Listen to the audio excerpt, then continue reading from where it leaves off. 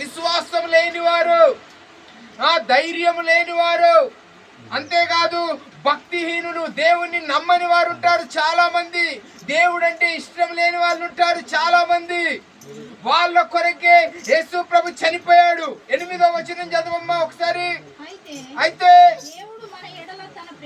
అగో దేవుడు మన ఎడల తన ప్రేమని పరుచుచున్నాడు. ఎట్లనగా మనము ఇకను పాపులమై ఉండగా క్రీస్తు మన కొరకు చనిపోయాను. ఇప్పుడు ఎవరి కోసం చచ్చిపోయాడు? పాపుల కోసం చచ్చిపోయాడమ్మా. ఇంకొక వాక్యాన్ని మనం ధ్యానం చేద్దాము. 10వ వచనం. ఏలాయనగా మనము శత్రువులమై ఉండగా ఆయన కుమారుణ్ణి మరణము ద్వారా మనము దేవునితో సంబంధపరచబడిన ఎడల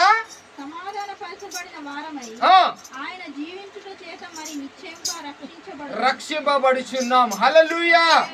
చూసావా, బలహీనుల కొరకు చనిపోయాడు, భక్తిహీనుల కొరకు చనిపోయాడు, పాపుల కొరకు చనిపోయాడు, దేవునికి శత్రువులమైన మన కొరకు, శత్రువుల కొరకు కూడా ఆయన చనిపోయాడు.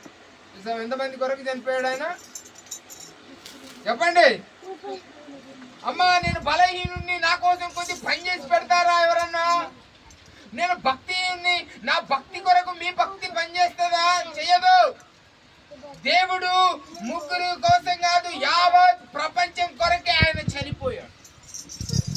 ఇది హరికథ కాదు, నిజమైన దేవుని వాక్యము నమ్మాల. ఈయన ఏ రోజు అన్న యొద్ద తీర్పు తీర్చబడుతున్నాడు. శిష్యులు పోయారు, ఇస్కరియోతు యూదా ముద్దు పెట్టుకున్నాడు. ముద్దు పెట్టుకుంటే వెంటనే ఆయనను కొట్టి, ఆయన చేతులు కట్టి ఆయన అన్న యొద్దకు తీసుకొచ్చారు. ఎక్కడికి తెచ్చారమ్మా? అన్న యొద్ద. ఎందుకు ఆయన ఇంత శ్రమ పడాల్సిన అవసరం వచ్చింది? ఎందుకు ఆయన ఇంత బాధలు పడాల్సిన అవసరం వచ్చేసి?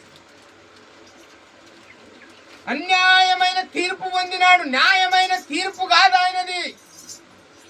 కేవలము మనము బలహీనులు కాక బలవంతులు కావాలని, భక్తిహీనులు కాక భక్తిపరులు కావాలని, పాపులు కాక పరిశుద్ధులు కావాలని, దేవునికి శత్రువులు కాక మిత్రులు కావాలని ఆయన చనిపోయాడు.